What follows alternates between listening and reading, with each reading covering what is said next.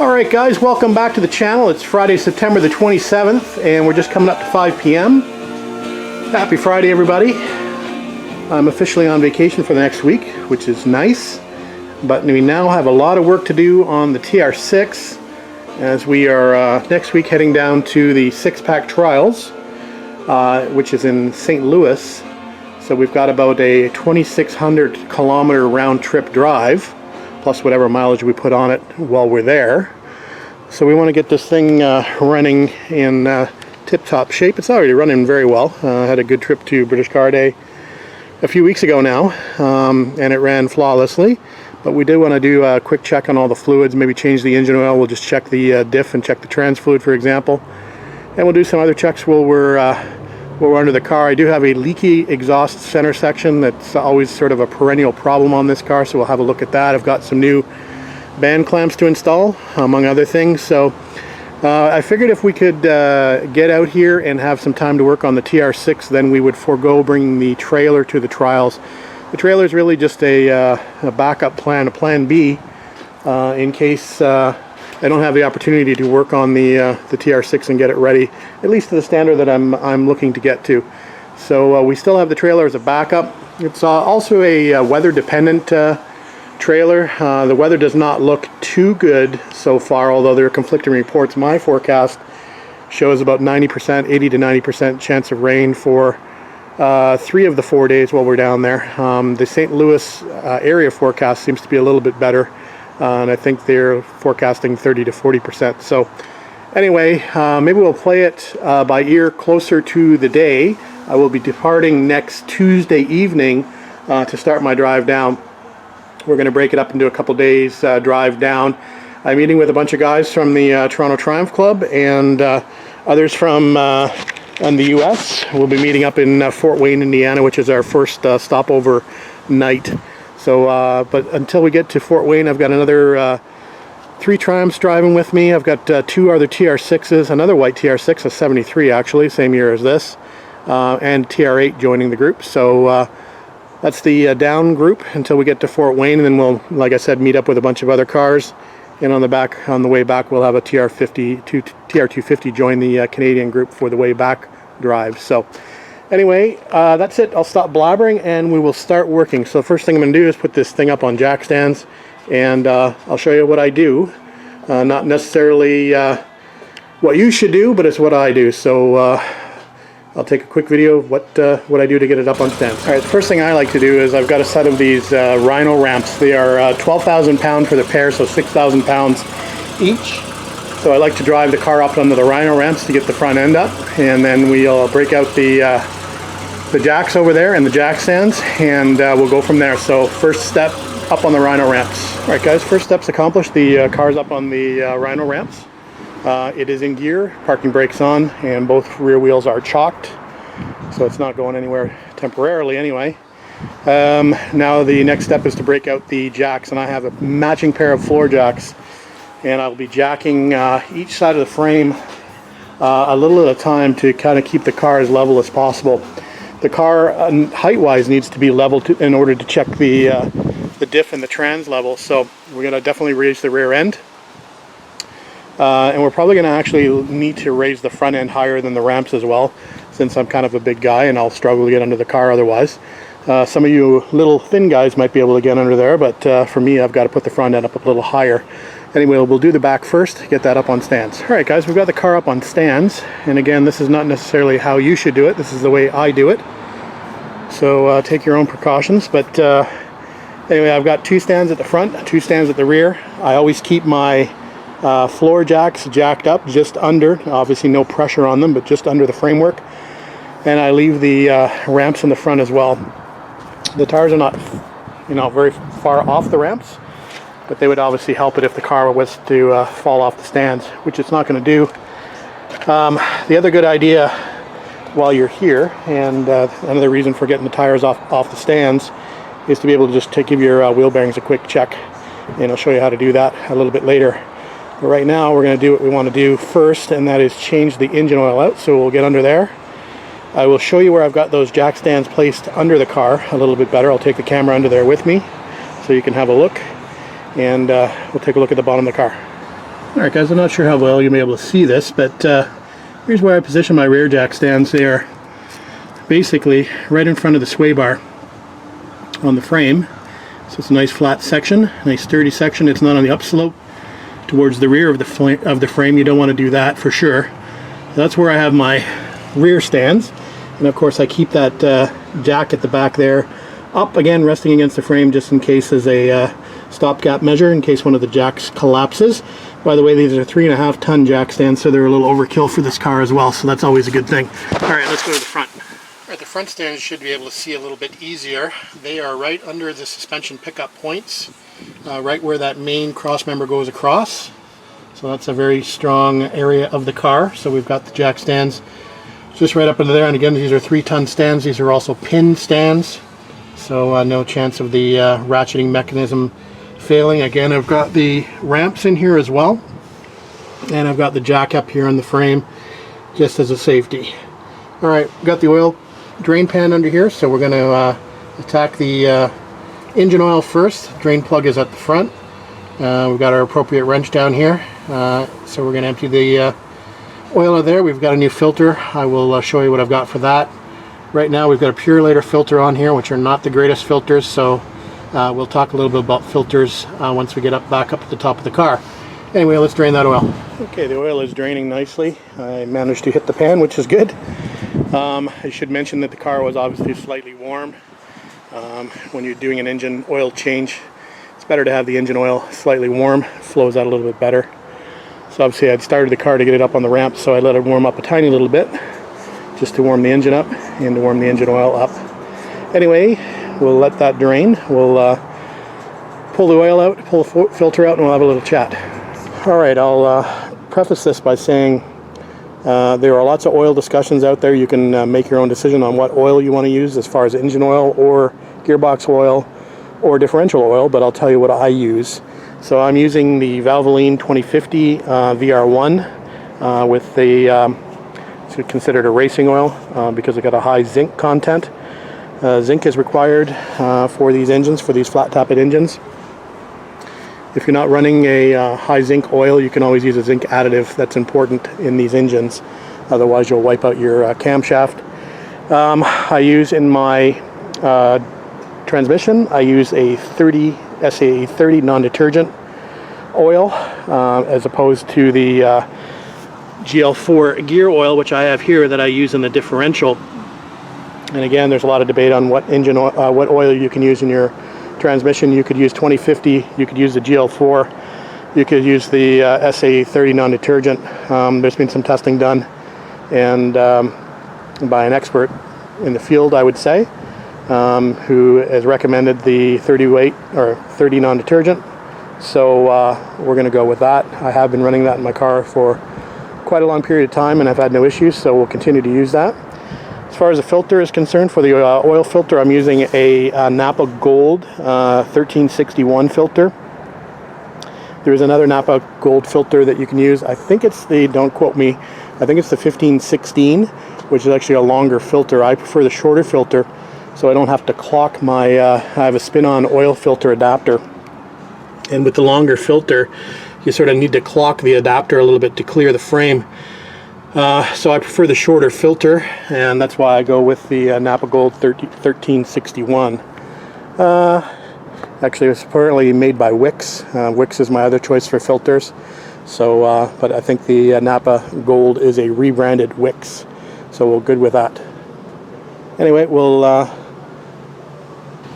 Alright, the filter is on securely. Drain plug secure. We'll put about 5 liters of oil in so far. We're going to run the car. Probably going to take about 5.5 liters. Once we fill the filter up, it's a little difficult. Normally on other cars I'd actually fill the filter with oil before I put it on, but it's a little bit hard to do on this car, so we just leave it empty, and we let the oil pump fill it. Anyway, we're now moving on to the transmission, and if you can see that plug up there, let me see if I can get another flashlight on it. That's the plug we're going for on the side, right there. And 7/16 wrench, or again you can buy a special wrench for that. And we're going to loosen that off. And the way you check the level on this is the car, as I mentioned, has to be level, and you basically pump in oil until it actually runs back out the hole. So that's what we're going to do. Alright guys, the trans is done, and I simply use just a pump can like that filled with the SA30 non-detergent just to fit up into that plug hole there, and again just add until it runs out. And in this case it ran out very quickly. It was actually perfectly full, so bit of a waste of time there, but good to check it anyway. Hadn't been checked since last year. So we're good there, so we'll move back to the differential. Alright guys, a little difficult to film this, but you can see the differential fill plug on the side of the differential. So we're just taking that out, and again it's another 7/16 wrench, or the special square wrench you can buy. So if I drop this back a little bit, you can see the exhaust is fairly tight to it. This is on the passenger side of the car, up on the side of the diff. So we've got the GL4 gear oil in the squeeze can. We're going to do the same thing. We're going to squeeze it in until it runs back out, and that's the fill level. Alright guys, now that the diff is topped up, we're going to try to tackle the exhaust leak at the mid-pipe location, and I've got these stainless steel band clamps. I believe these are 1 7/8". I'm not sure if that is the metric 44 to 47 millimeter. I think it might be. Anyway, I've got 4 of these, so we're going to see if we can stop that exhaust leak. Alright, just coming up to 8 p.m. and we're not done, so I think we're going to leave it up on stands overnight, and then we'll get out here tomorrow. Hopefully the weather will be okay tomorrow, and we can continue to work on the exhaust. It was being a little stubborn tonight. I need to get a hammer to it, so that will be tomorrow's first job. So we'll button it up, and like I said, hopefully the weather's okay tomorrow, and we'll get back out here and finish it up. And just as I said, hope it doesn't rain. It starts to rain. So I guess the old TR6 will be getting a bit of a bath tonight. Free car wash. Anyway, it's been out in the rain before, so I'll just have to get used to it. Well, it's Saturday, and as suspected, it's kind of a crappy day today, so I'm just waiting for the weather to break so I can get back out here underneath the car to continue working on the exhaust. So I think it's about close to 1 o'clock at the moment, and it's supposed to clear up towards the afternoon, so it's just lightly misting at the moment. So we'll wait for it to stop raining completely, and then we will attempt to get under the car. That's what the car looks like up on the jack stands with the independent suspension.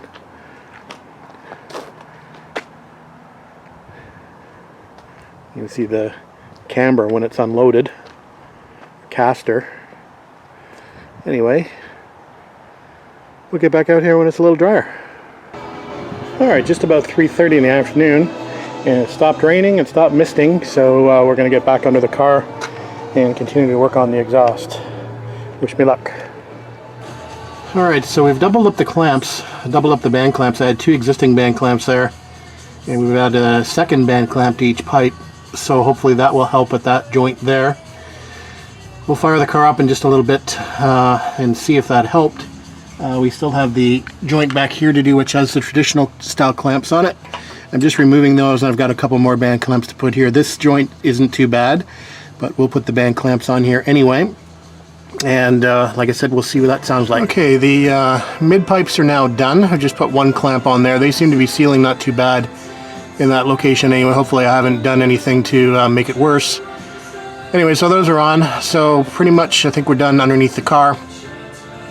I think while I'm under here though, I'm going to grease the U-joints that I can get to, or the grease fittings that I can get to under here. And then we'll put the car back down on the ground and concentrate on the things up on top side of the car. Alright guys, Monday, September 30th, just coming up to 10 a.m. And we've got another little project to do on the, we think we're going to do on the TR6 this morning. And we were thinking of swapping the seats out. I just happen to have a set of 69 TR6 seats, which are the best of the 3 seats that you can get for the TR6. 69 was the only year that these seats were available. what makes them unique is this folding headrest. I don't know if I can do this or not with this. The latch is down here.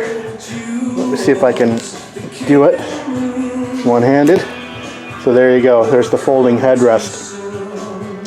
The good thing about these seats are they are the most comfortable seats that are available. They switched seats after the 69. They went to a different, another fixed high back seat, but lower back than the 69 seats, up until 1972, and then they went to a adjustable headrest. Well, they call it a headrest, but really it meets this basically not even your head. It's basically an upper back rest, but it doesn't really even hit your back. So they're less than comfortable seats, let's say. That's why a lot of people actually convert to Miata seats in these cars, or Fiero seat conversions. I've seen Jeep Wrangler conversions. So anyway, these seats are not in the greatest of shape. They have been dyed. It looks like they were a shadow blue seat at one point, if I look back in here. These came in my 62 TR4. They're not obviously correct for a TR4 either, but I was happy to have them. So we're going to clean them up. We're going to take the tracks off. I do know that it needs new diaphragms, and I do have some extra diaphragms hanging around, so we can see the tears in the diaphragms there below. The foam looks to be not in too bad a shape, although a little bit of it was eaten by mice. I think when I had this car stored up at my storage location, I had it outside for a period of time, and the mice had already started eating the seat bottoms. Anyway, we'll take the seat tracks off. It's only 2 bolts to get those off, and then we'll set them in the 6 and see what they're like before I go to the bother of changing out the bottom diaphragm. The seats, as far as rake, are not adjustable, so I'm going to see what they feel like before I go to the bother of changing that diaphragm out. A quick shot of my 73 TR6 seat with the adjustable headrest, and here it is. Seat removed. Going to do a little vacuuming under there. Anyway, we'll temporarily fit the 69 seat in here and see what it feels like. Okay, we've got the old diaphragm off the bottom of the seat. Now the tricky part is getting one back on. Now I recalled that I had doubled up the diaphragms on my 73 seat. Now you can see the bottom of here. So I actually have 2 diaphragms on here. So I'm going to borrow one off the bottom of this seat to stick it on the driver's seat of the 69 seats.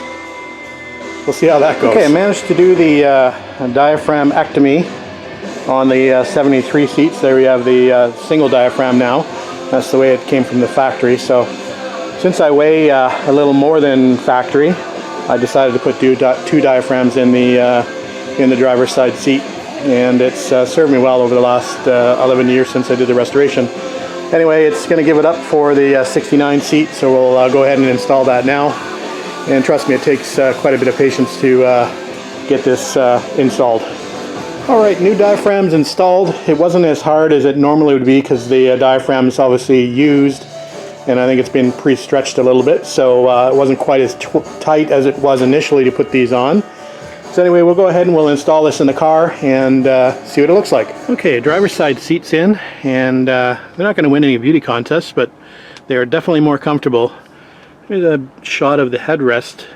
You can see how much higher that the 69 headrest goes up. That headrest is all the way up on the 73. And you can see that the 69s recline a bit more than what I have my recline set on the 73s. But it's quite a comfortable seating position. It's a little bit lower actually. I think the 73 seats sit up a tiny little bit higher.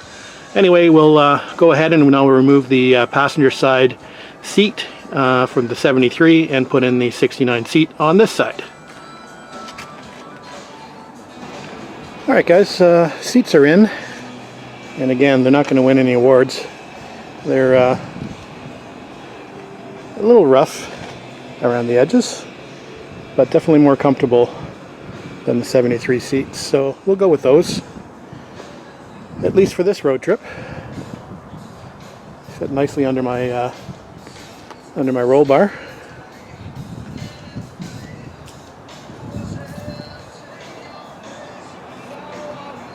There are a couple more jobs to do. And install new seals, which is probably the door waste seals. That's probably the worst job on a TR6 in the world. I'd rather replace the transmission than do these waste seals. But this one's bent and broken and coming off. I didn't really want to have to do it before my trip, but I think I'm going to have to break down and do it. It's probably easiest to take the door panel off and lower the glass if possible, but we'll see what we're going to do. I don't really want to take the door panel off, but that's the best course of action in order to get these clips on properly. So we might do that. I'll think about it a bit more. I'll put the old 73 seats back in the basement and maybe have a bite to eat, make some courage up, and we'll get out here after lunch. Okay guys, just after lunch and we're back out in the garage. We've got our new door seals. So we've got the outer waste seal and the inner fuzzy seals. We also have new clips as well. I do have the 2 installation tools for those, and I'll show you those later. So I think what we'll do is we'll start disassembling this. I'm going to take the door panel off. I know there's a bunch of clips in the bottom of the door that have fallen off the seal, and I want to be able to retrieve those. So the first thing I'm going to do is take the door panel off. Okay, we managed to get the door panel off without too many issues. It's getting the panel on that's going to be the issue. It's always difficult to line up the holes for the little clips. And they're not the best clips. They tend to tear out of the back of the door card on the back of the door. So here's the clips that hold on to the door panel to the door, and like I said, they're sometimes a little bit of a pain to get back in the right position. Anyway, we're going to drop the glass down. I think I have to remove, if I recall, these pieces here and probably these here, and that should allow the glass to drop down. We shall see. That makes it easier to get the clips in without having to worry about the top edge of the glass interfering. So anyway, we're going to do that now. And we'll bring it back. Incidentally, wasn't kidding about the clips in here, so let's see what I can get out of here. So, I don't know if you can see those or not. 1, 2, 3, 4, 5, 6, 7, 8 clips there, and there's probably some at the front as well. Oh yeah, I can see a couple at the front. So, anyway, those have been rattling around the doors for a while. Like I said, the door seals are a pain, and they're the last thing I absolutely want to do on my list, especially before I'm going on a trip. And I've been putting this off for a long time, but today's the day, hopefully. Okay, we've dropped the window down. We've removed the crank mechanism bolts, attachment points, this attachment point, and we dropped the, this is the little rest at the bottom of the window. We dropped that down off the door. That sits down here with a spreader bar that goes to each outside window track. Anyway, that'll give us enough clearance now to get our tool in there and be able to maneuver around to attach those clips. So we'll attempt to install the new seal now. You can see at one point I tried to glue that seal in there, but obviously that didn't work. So we're going to go back to using the traditional clips. I'll show you the 2 tools. Okay, here are the 2 tools to install the clips. This is for the outer seal. It's got a little magnet on the bottom to hold the clips, and it's really just a hook on the end to pry up on the clips as you push down on the seal. Here is the tool for the inner channel, the fuzzy seal, and it's got a little indentation to hold the clip down there. We'll show you how to use that at a later date. But anyway, we'll go on the exterior seal at the moment. We've got the new clip standing by, so wish me luck. Okay, the new outer seal is installed, and I guarantee you that if you try to do this with the door panel on, you're going to have fits. First of all, you're going to drop a ton of clips. I don't care whether you have that magnetic tool or not. You'll end up having 10 clips on the bottom of the door like I did. So take the time, take the door panel off, lower the window. It makes it much easier than trying to do it with the window at the level that it's at. So that's my recommendation on the outer seals for the TR6. Anyway, we'll stick the door panel back on, and we'll call it a day. Alright guys, continue on our checklist. We just doing a quick underhood check. Check the dashpot oil. We check the rotor and cap to make sure we're good shape there. We check the master cylinder fluid, brake fluid. We check the clutch fluid, looks good. Check the alternator and the belt, that looks fine. And just general over, check the coolant, that looks fine. So I think we're pretty much to go from an engine perspective. Obviously we changed the engine oil and the filter already. We did take it for a quick run around the block just to make sure it wasn't leaking anywhere. Well, more than usual anyway. The only other thing we're going to do is we're going to go apart, take apart the trunk, and we're going to have a look at what we got for spares. I've already taken my tools inside and sorted those out, so I know what I'm taking on the trip. So we'll probably take the trunk board out and check underneath the trunk board and see what we've got under there for spares. I know I've got spare hoses, I think plugs, I think I've got a coil and a fuel pump, etc. But I want to check to make sure for sure that I have those items with me. Anyway, that's it for now. We'll pull the car out to do that in a little while. Alright, time to check out what we have in the trunk. Just move the cleaning stuff out. And like I mentioned, I've already gone through the tools. We'll bring those out and put them on top of the trunk mat when that's ready to go. But let's take out the trunk board and see what we got beneath. Alright, trunk board's out. Let's unpack it and I'll put it on the garage floor and we'll see what we got. So I don't have a ton of spares in the trunk, but enough to fix a roadside breakdown. I've got a couple of fuel pumps with me. This is like a stock fuel pump. This is an aftermarket pump. I've got a rad hose set along with clamps. I've got a spare coil. I've got spare spark plugs, spare fan belt. These are just hose clamps. This is a spare heater valve. The heater valves are known to go on these cars. Jack and jack handle.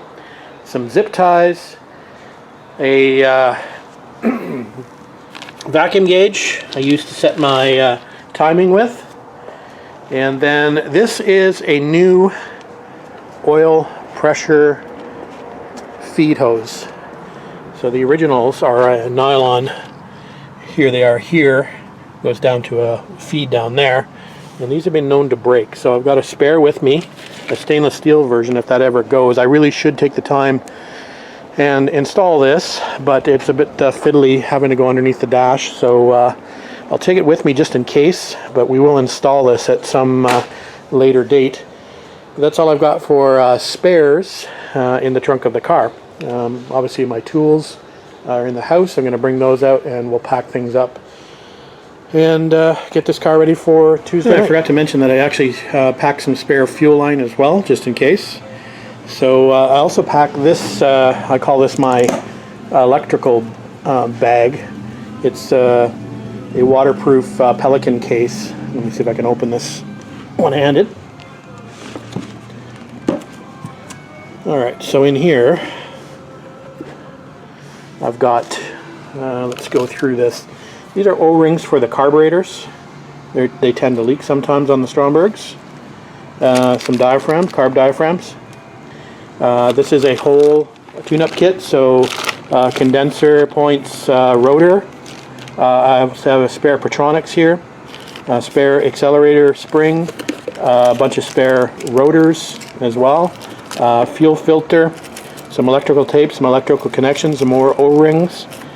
What else we got in here? Stuff for TR3, fuses, just in case, more rotors, and a spare cap. So that's my electrical box. Let me take you through what I've got in my toolbox as well. Be right back. Alright, not a toolbox, but a tool bag. We'll do a quick unpack.